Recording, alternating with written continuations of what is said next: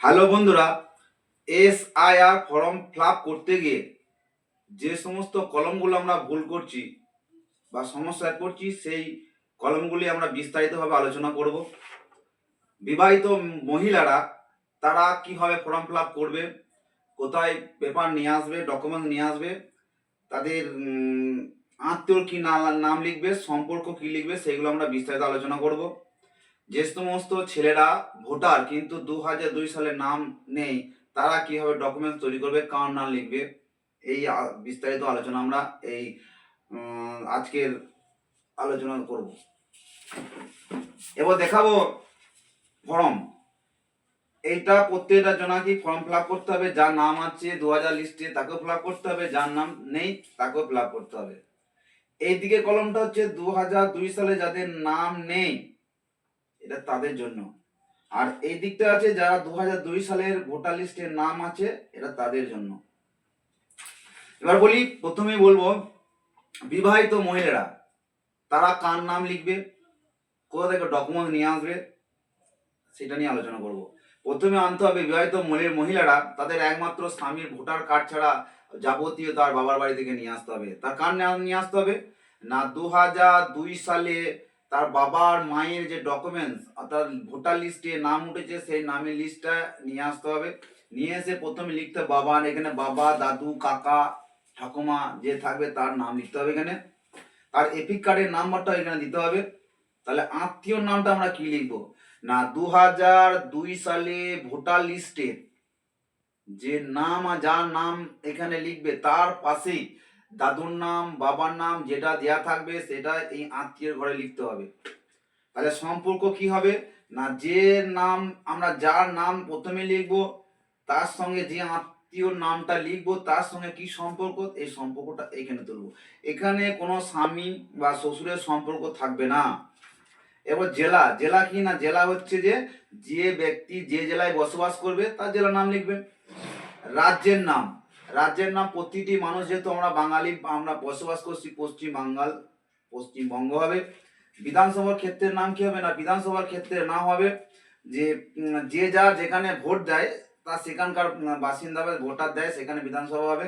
বিধানসভার ক্ষেত্রের নাম্বার হবে, অংশ নাম্বার হবে। আর 2002 সালে যে লিস্টে নাম আছে অর্থাৎ ক্রমিক সংখ্যা দেওয়া আছে, সেই সংখ্যাটা এখানটায় লিখতে হবে। তাহলে বোঝা গেল, এটা হচ্ছে মেয়েদের বিবরণ দিলাম। প্রতিটি মেয়ে কি এই ঘরটা ফিল আপ করতে হবে, এই ঘরটা কি লিখবে না, জন্ম তারিখ লেখা হবে, আধার কার্ডের নাম্বার দেবে, মোবাইল দেওয়া যাবে, একটা মোবাইল চারজন ব্যবহার করতে পারবে। পিতা অভিভাবকের কি লাগবে, বিবাহ মহিলাদের ক্ষেত্রে না, এখানেও কিন্তু তার বাবার নামটাই লিখতে হবে। পিতার এপিক কার্ডে দেওয়া থাকবে, সেই এপিক কার্ডের নাম্বারটা এখানে শো করতে হবে। মায়ের নাম লিখতে হবে, মায়ের এপিক কার্ডের নাম্বারটা শো করতে হবে।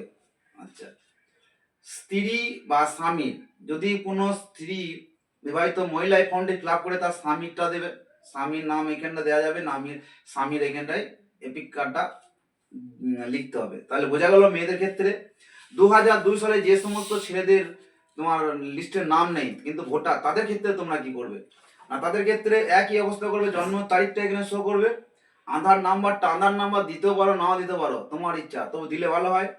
তার হচ্ছে মোবাইল নাম্বার দেবে। পিতা, 2002 সালে তোমার বাবার নাম আছে, সেই নামটার যে সঠিক যে নামই আছে, বানান ভুল হোক, তারপরে তোমার ভোটার কার্ডের আইডি নাম্বার হোক, যে ভুলটা সেই ভুলটাই কিন্তু এইখানটায় লিখতে হবে। পিতার এপিক কার্ড নাম লিখলে, মায়ের নাম মায়ের এপিক নাম্বার লিখবে।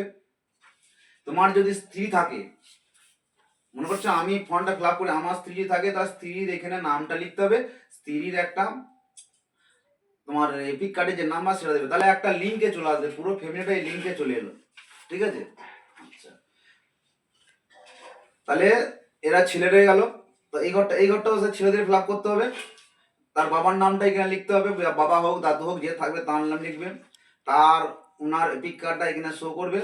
আত্মীয়র নাম, আবার বলছি আত্মীয়র নামটা বারবার করে, আত্মীয়র নামটা হচ্ছে তোমার বাবার নামের পাশে যে ব্যক্তি থাকবে তার নামটা কিন্তু এখানটাতেই বসবে, এবং তার সঙ্গে যে সম্পর্ক হবে সম্পর্কটা লিখবে, জেলা লিখবে, রাজ্যের নাম লিখবে, বিধানসভার ক্ষেত্রের নাম, যিনি যার যার বিধানসভা সে সেখানে সেভাবে লিখবে।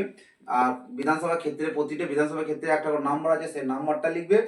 আর বিধানসভার ক্ষেত্রে নাম্বার গেল, অংশ নাম্বার আর ক্রমিক নাম্বার। ক্রমিক নাম্বারটা হচ্ছে তোমার বাবা 2002 সালে ভোটার লিস্টের যে সংখ্যায় পরিমাণ নাম্বারটা দেওয়া আছে কর্মী সংখ্যায় সেই সংখ্যাটা লিখবে। তাহলে গেল বিবাহিত ছেলে আর বিবাহিত মহিলা যাদের 2002 সালের নাম নেই তাদের গেল।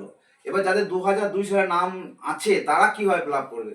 না, তারা ফিল আপ করবে জন্ম তারিখ, আধার নাম্বার, আমি বলি আধার কার্ড দিতে পারো না দিতে পারো, লেখাই আছে, মোবাইল নাম্বার, এখানে পিতা বা অভিভাবকের নাম, যা 2002 সালের নাম আছে সেই ব্যক্তির বাবার নামটা লিখতে হবে। এখানে বাবার নাম লিখলে ওনার বাবার যিনি বাবা বা অভিভাবক কি বলা হয়, তো অভিভাবকের এপিক কার্ডের নাম্বারটা এখানে শো করবে, মায়ের নাম শো করবে, মা যদি এপিক কার্ড বেঁচে থাকে এপিক কার্ডটা তিনি শো করে দেবে যে থাকে। তো তাহলে এবার মনে করছো এবার হচ্ছে আমার নাম 2002 সালে আছে, তাহলে আমার স্ত্রীর নামটা এখানে দেবো।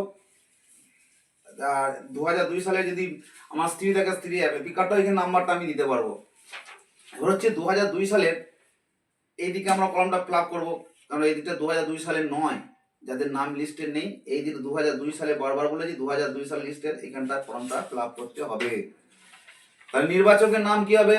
না, নির্বাচকের নাম হচ্ছে 2002 সালে যাদের নাম আছে, যার নাম আছে সেই নামটা এখানে শো করবে। এপিক কার্ডের নাম্বারটাও দেওয়া থাকবে, এপিক কার্ডের নাম্বারটা এখানে শো করবে।